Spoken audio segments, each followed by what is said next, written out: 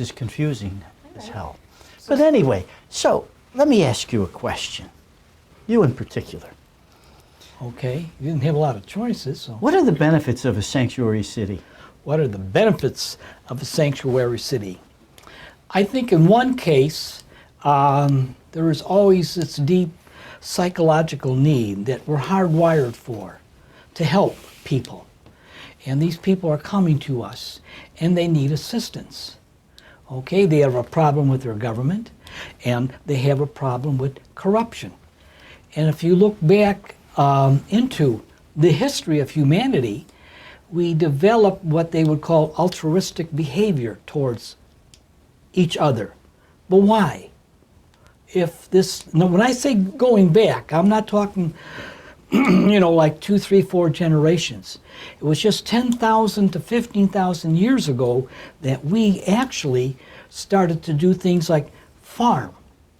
And when you farm, you stay in one location. We quit being herders or following the herd. We stay together. We form groups. If you form groups, you have to have within a group some set of laws to get along together. Okay? You also need these situations set up so that you help one another.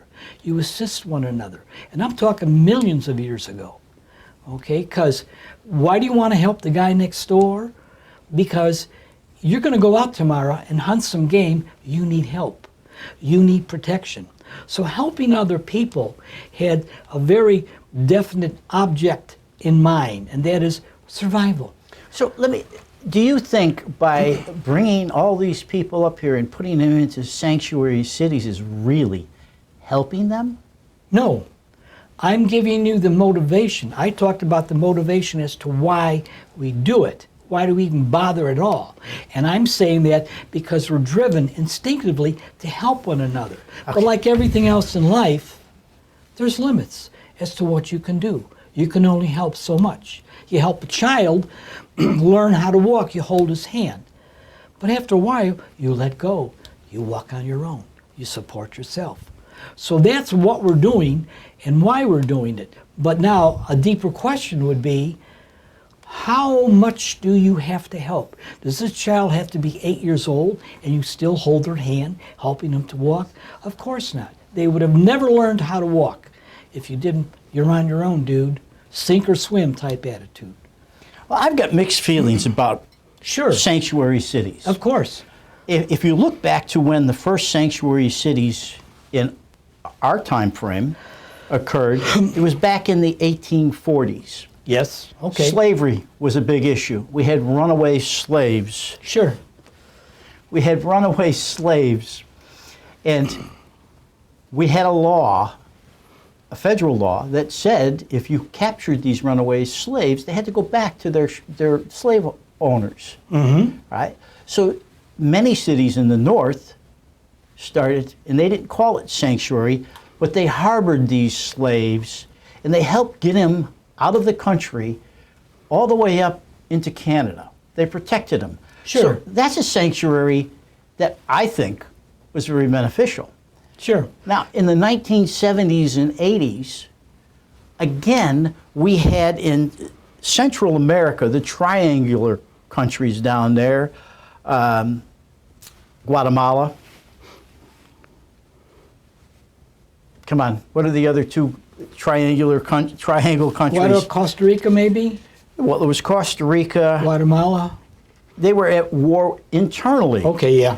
All right. So you actually had a lot of people that were trying to get out of their country for their own safety in coming this way. And San Francisco was the first city that created sanctuary for these people. Churches started creating sanctuaries for these people. That was something that was really aiding these people. Now, it would have been great if they came through as refugees looking for asylum and did it the legal way. They weren't. But now we come to today, and today it's a totally different story. We've got immigrants just coming up here, very few of them looking for asylum, looking for protection from their countries. They come up here because it's a better life for them. They come up here because they know they can get in, they could work here and become better off. Sure. To me, what we're doing today is not a benefit to these people. We're actually harming them. If you look at what's going on our border today, these people are coming up from Central America and other places, but they come up through Central America, through Mexico, into our country. And it's not an easy trek. They're risking their lives to do this. And we, as a country, at least certain elements of our country, are encouraging this. We're making this dangerous for these people. There's no question about it. I was starting to say a little earlier about Nancy Pelosi. She looks at sanctuary cities, and she was having a town hall meeting, and this woman got up and said, my son, and he was a teenager, was taken by an illegal. He was beaten, he was tortured, and they finally burnt him to death. And she stood there, Pelosi stood there and said, I'm really sorry. And you could tell she was sincere, but she was sorry. But then she went on to defend sanctuary cities. And the sanctuary city she's talking about is not sanctuary for the immigrants. It's sanctuary for our police. We're protecting our police because we don't want our police to become immigration law enforcement. We want them to take care of our citizens in the way that they're responsible for, in the way that we put them there for, not to help the federal government. What do you think about that comment? Well, I have to confess to some bias that's coming from Nancy Pelosi, a career politician. The police are, from what I've been able to read, are in an awkward position because if, for example, a gentleman's driving down the street, runs a red light, cop stops him, finds out that he's got some outstanding warrants. So now he's got to take him in. Okay? It's got to be fingerprinted, it's got to be sent to the FBI, that's got to be sent to ICE. That's a mandate. There is no choice there. Okay? And then, of course, ICE tells him, makes a request to detain that man for 48 hours after the time that he would have been released. The state doesn't have to follow that law. So now you get this guy back out on the street, and the word gets out, I was arrested.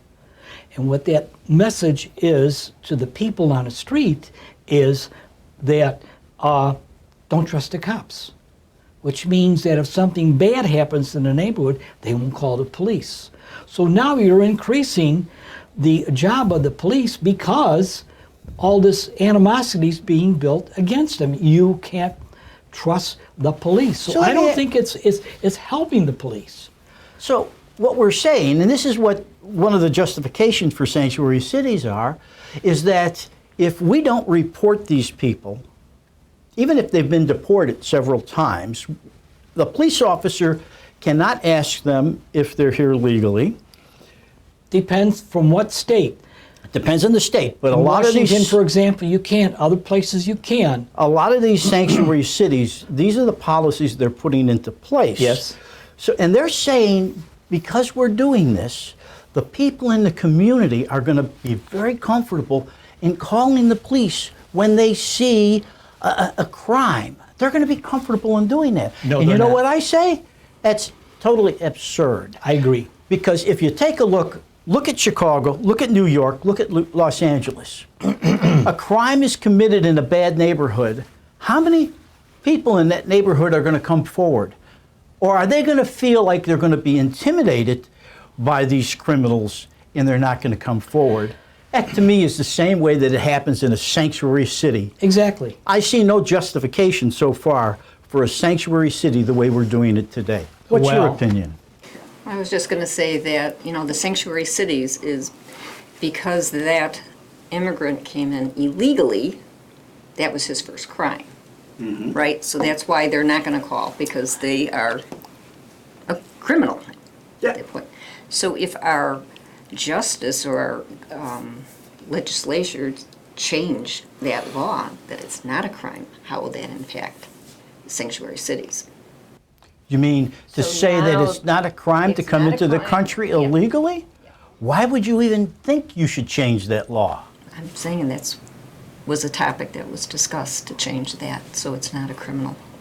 But do you think that's a reasonable thing to do? I do not, no, I don't think you can just go to any country and walk in and say, oh, I'm here, and So let me have a job, let me get all your benefits. Sure, exactly. yeah. You know. But I want to get back then to the real question.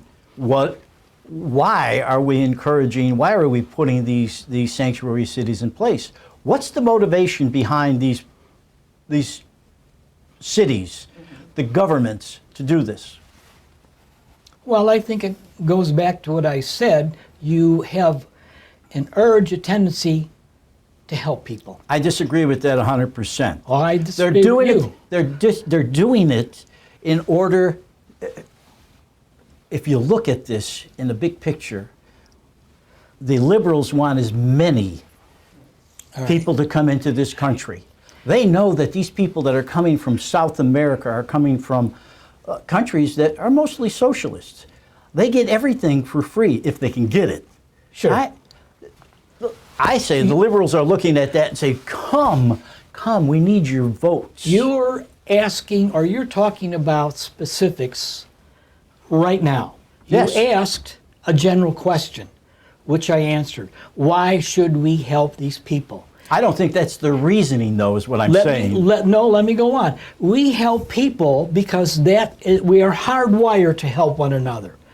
If a tornado comes by or something, or a house is on fire, we all go to help one another. So that's the motivation. Now, what you have to do is, how far can we go, okay, with this helping other people? Like I said, at some point, you got to take matters into your own hands. If you're fleeing your government because it's a bad government and there's a lot of crime, okay, fix it. We will help you, but it's not our job to help you. You have to stand on your own 2 feet. They, in these cities, have to get arms, and this may be on the far edge, but defend yourself. Get arms, get guns, and fight back. There's no reason why these people in Mexico can't get arms and guns to fight back the cartel people. It's been done before by various groups under a lot of oppression. For example, August 4th, 1943, a group of about 850 people decided for an uprising in Treblinka, one of the death camps. Okay, these people in death camps, I mean, there's barbed wires all over the place. There are these towers with guys with guns in them, very harsh and restrictive rules. They got in a concentration camp guns. They got hand grenades. They had meanings as to what they're going to do and when they're going to do it. And they actually did have an uprising, and they broke out. Excuse me. No. Let me finish. Now, they took matters into their own hands. They didn't wait for somebody. But my point is, they got the guns. They were able to fight back. Okay, and of there were about 850 of them that were involved. 200 escaped. 1 in 10 survived and made it through. 1 in 10. Those are very bad odds. 1 in 10. But let me finish. But it's not easy. I get to talk this much to you. But those who stayed behind, 0 in 10 survived. So if people in a concentration camp can get guns. It also happened in the Warsaw Ghetto. They got guns, they got ammunitions, and they fought back. Why can't the people of Mexico do that? They can't get guns? They can't take care of these guys? Guy walks into a church, bunch of people. But we're changing the subject here. No, we're not. Yes, we are. No, we're not. You're talking about the reason why people are coming here. I'm talking about why we're encouraging them to come here. And I think there's 2 different things. You keep saying that we're hardwired to want to help people. Right. That's true. Right. But I'm going to end on this point. these people that are encouraging them to come here Sure. are not hardwired and not wanting them here to help them. Period. If you take a look at what's going on at our border right now. But now, Dale brought up a question about coming here legally. If I come here as an asylum, a refugee, am I coming here legally?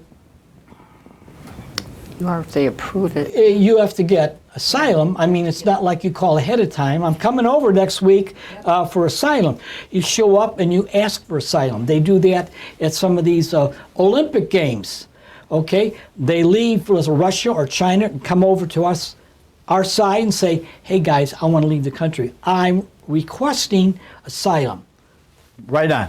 So if you request it, Well, how about that? if you come through first time, if you come to our border and you're inspected and you get permission to come into our country, and then you apply for asylum. Yeah. Okay. That's legal. Yeah. Okay. Is that being done now? We have a lot. Yes, that is being done. Okay, there Depends you on go. what country you're coming from. True. All right. These people that are coming up here right now from Central and South America and from Mexico are not doing that. They're crossing the border illegally. How many? You don't know how many. They're Some talking- aren't, some aren't. You know what? Yes, majority that's coming right now is coming across illegally. I probably think What you're numbers, right. I The don't change know. of administration. You know, but if you're talking about numbers, back in 2005, they said we had 11 million illegal immigrants here. And every year we keep getting more and more and more and more. And if you listen to the news, we still have 11 illegal immigrants here today. They keep coming. If I come across the border without going through customs, that's illegal. I don't care if you're looking for asylum or not looking for asylum. If you come across without getting inspected and admitted, that's illegal. When they keep trying to say that these people are undocumented, that's wrong. Now, we do have undocumented people here. Those are the people that came here legally to work here, but then their visa ended. So now they're Yeah, undocumented, and that's not a crime. We can't go after them for that. We can eventually deport them, but it's not a crime that we can arrest them for. If you come here to go to school, and then you drop out of school, Yes. now Yes. that's legal. You're just undocumented. So there's a difference there, minor difference. I think if you've come here and you overstay your visa, at some Problems. point it's illegal. Right. Okay? I lived in Canada. I had to get permission to stay in Canada. I went up there on vacation. Understandable. Yes, and they threw me out. I don't know why, but We don't have time. He has enough camera time. Yes. Why? Well, should we? Go ahead. I was kind of building on a point I made about these people in these camps standing up and fight. We've got to get this idea across to them. Dudes, you got so much time here, send them back. One way of doing this is a bunch of people come over. Guys, men, women, children. Women and children, you accept them for a limited time. The guys, you say, you go back. You're separating around. families then. So, what's the big deal? Ah. We do that when someone commits a crime today and the person, one of the parents goes to jail, you're separating families, okay? But it's a difficult thing. I would say, maybe this is a little over the edge, and I don't like to do that. Since when? Here's a backpack, got a lot of food, give them a gun, some bullets, and say, go fight for your land, your home, your country, your people. We're not doing that So anymore. that brings up a question. You know, I'm sure it will. these illegals come into our country. Yeah. And we catch them. We arrest them. Yeah. So now we take them and we put them in front of a judge. And then what they're doing right now, again, is catch and release. You come here, we arrest you, we release you into the community. Why can't we just take, when you come across that border illegally and we catch you, find out where you're from and send you back? I used to go into Mexico all the time, and on one of the flights I went into Mexico, they brought about 10 men on that flight, all handcuffed, in shackles, and they took them back home to There you wherever go. that was. There you go. Why do we have to put them through the court system? Why can't we take them and just ship them back? I'd rather pay the money to fly them back than to take and put them through our court system, and then they get let into the country and they're here. Yeah. And we have more than 11 million illegal immigrants they here will tap today. into the benefits, and that will still cost us more than a plane flight back home. Well, what you need is an organization within the government to do this. I mean, there's going to be a lot of people that disagree with you and a lot of people that agree with both of us. But now the government has to do this. How do you motivate the government to do this? You vote them out. Well, that's one thing. So what we need is term limits, a discussion maybe for some other date. One of the things I did, basically to blow off steam, is I sent a letter to the wonderful mayor of Chicago, Lightfoot, who I liked when she got in. And I told her, when I drive in your city, if the speed limit's 30, I do 30. If I do 40 and a cop stops me, I can't say, I'm not going to obey that law today. I don't want to obey the law. The same token goes towards the career politician. You are elected to office to do a job, and your job is to enforce the law. Your job does not mean you have the option as to which laws you want to obey. So what does that mean? How do you get back at these things? I would like to talk to some people in the legal profession to see to what extent we can hold some of these politicians, career politicians, liable. If you're going to say you don't have to obey the laws, you're violating everything our country stands for, that I'm paying for. You should be held accountable. Good point. Here's a fine example. If we look at Chicago where we live, if a cop does something wrong, they get sued. The city gets sued. We have paid out millions of dollars because of policemen making errors, if you want to call it that. So why can't we sue when this poor woman that talked about her son being tortured, exactly. burned? I agree. Why can't she sue the city for allowing these illegals to be here, especially when they've been here deported and they come back and deported again? As I see it right now, and I don't have all the answers, I certainly don't have a legal background, someone, somehow, some way has to find a way legally so that I don't want to sue the city of Chicago. I want to sue the mayor personally. You got to hurt these people financially and psychologically. That's what you have to go at, because you sue the city, no money comes out of the mayor's pocket. She doesn't spend time in jail, or any politician. You've got to go after the person. You got to hurt, and I don't want to have people blow that up. Yeah, but you here, know, if you got stop to it- hurt that. They got to be held responsible. If you stop and think about it, though, all right, right now, I rarely do that, but right now, the cities are sued when a police officer does something wrong. Right. Millions of dollars, millions of dollars. People have been put out of office. yes, Police commissioners have been put out of office Right. because of all these suits. I would think the same thing would happen if we were allowed to sue the city if an illegal immigrant hurt somebody, killed somebody. And eventually, we could force those people out. We may even be able to force them to change their policies on sanctuary cities. Talking about changing policy on sanctuary cities, you know, President Trump, he attempted to hold grant money back, and the courts all shot him down. He couldn't do that, I believe, except for money that was given to police departments, which is a small amount and really won't affect these cities. What I'm hearing is this: these cities don't want to cooperate with the federal government law enforcement of ICE. They don't want that. They don't want them to come in and take the time of their police to arrest these illegal immigrants. Really. However, they'll work with ATF, they'll work with the FBI, they'll work with the DEA, their police, with our federal agents Sure. to help them protect their citizens in their cities.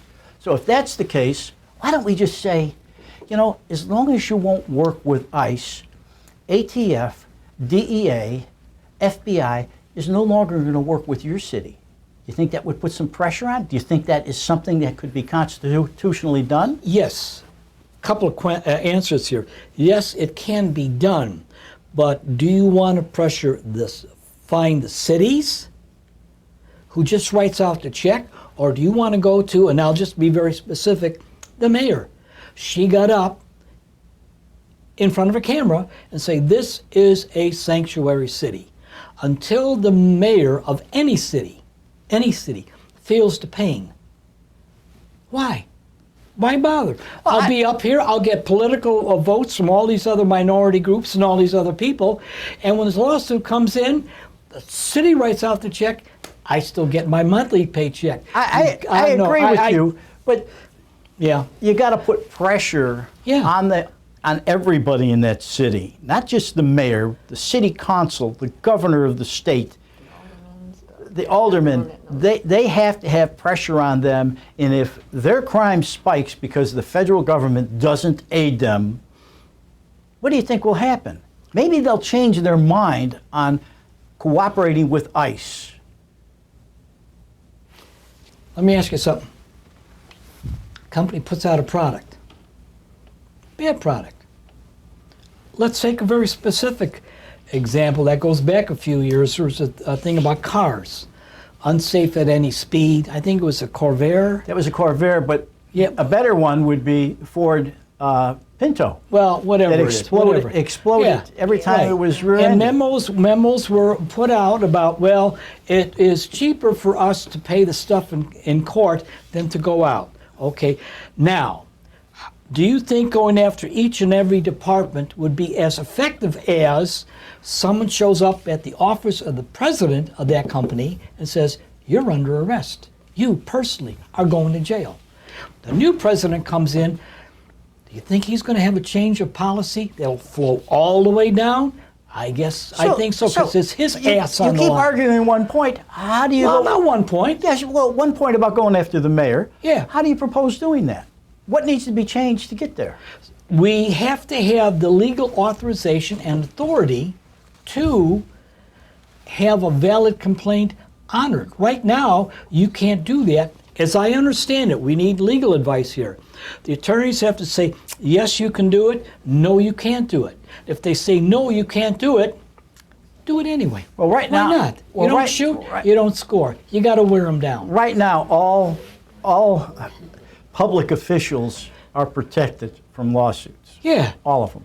That law has got to change. Within reason. Within reason. Because if, for example, the mayor says you will not cooperate with ICE. So the police sergeant, chief of police, has to obey the mayor. And it gets all the way down the line, it gets into the very, very ugly statement that was issued and said a lot at Nuremberg trials. I was merely following orders. The chief of police should not be held accountable if his superior says, do not cooperate with ICE. Look what we're doing now in the Mideast. When Trump was president, he didn't take any crap. He went after the heads of these organizations, didn't he? When you take out the head, they have to get a new one who isn't as organized. Also sends a message. Yo, dudes, you're going to be next on the list, not some bimbo in some ditch shooting a gun. They got thousands of them. I'm going to change the topic a little bit. What, you're going to talk about toilets now? Sorry about that. You can edit, can't you? And I did change the toilet, and it is working beautifully. In 2017, this is based on the Pew Research Center, who takes the information right from the government. And this is the last year that they had information on illegal immigrants or undocumented immigrants. The offenses that occur are committed by them. What do you think the number one offense committed by illegal, undocumented immigrants are? No insurance, car insurance. That's one. They don't mention that here. The number one is DUI driving offenses. Well, the number one. Yeah. Now, It's close cousin. close cousin. I mean, and I know I've been hit by an illegal immigrant, had no insurance. It cost me money, not him. What's interesting is I had a team of people that I was working with, and we had a lot of Hispanics on that team. And after I got hit, and this guy had no insurance, no driver's license, didn't know how to drive, and I said to them, "Isn't this terrible? That guy had no insurance." And they all looked at me and says, why does he need insurance? They don't think they need insurance. Do you think that would have stopped if, who's the guy in charge of license? Was the Secretary of State? Do you think the Secretary of State should have said, why was he given a license? Oh, he had no license. Well, then how was he driving? Who sold him the car? Nobody. He borrowed the car. Okay. I'm not coming up with anything right now where you can go to, but you could go to the person that borrowed him the car. My point has always been you go after the source. This other crap isn't going to work. Okay. I'm going to borrow something from Mr. Clinton. But if you stop and look at what's going Didn't on. bow his head. Did I bow my head? All right. So this guy had no insurance, went after the person that lent him the car. She was protected, couldn't do anything with her. That's fine. So what a couple of our states are doing that have sanctuary laws now is they decided they're going to give driver's license to these people. They'd rather give them driver's license so that they have to pass a test to drive here. So when these people come in, they know they're illegal. That's right. So those cities are saying, we know you're illegal, but guess what? We're going to give you a driver's license anyway. Because we want you to be able to know how to drive, which that's a good thing. Interesting question would be, if someone was at that driver's facility and there were police around, and you stood up and said, "Officer, I want to make a citizen's arrest. These people are illegal." Would he be able to comply with her? If he didn't, would he be breaking any kind of law? In a sanctuary city, especially when they tell the police they cannot ask this information, and they don't want them going after illegal immigrants. No, I'm sorry. You were sitting at a driver's station. You mean me? I'm going to arrest the guy? No. You're going to make a citizen's arrest. Right. And that is done with the assistance, as I understand it, of a officer. That's a good question. Okay. This guy is illegal, and I want him arrested. Going back a minute ago about this Mr. Clinton, and it ties into, no, it has nothing to do with Monica or cigars or anything. He had a statement. My whole concept is you got to go after the head, make them be held responsible. As Mr. Clinton would say, I can feel the pain. I can feel your pain. I would like to change that to, I want you to feel the pain.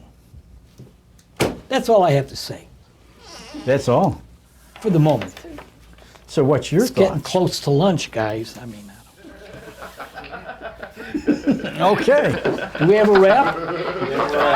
I would like a turkey wrap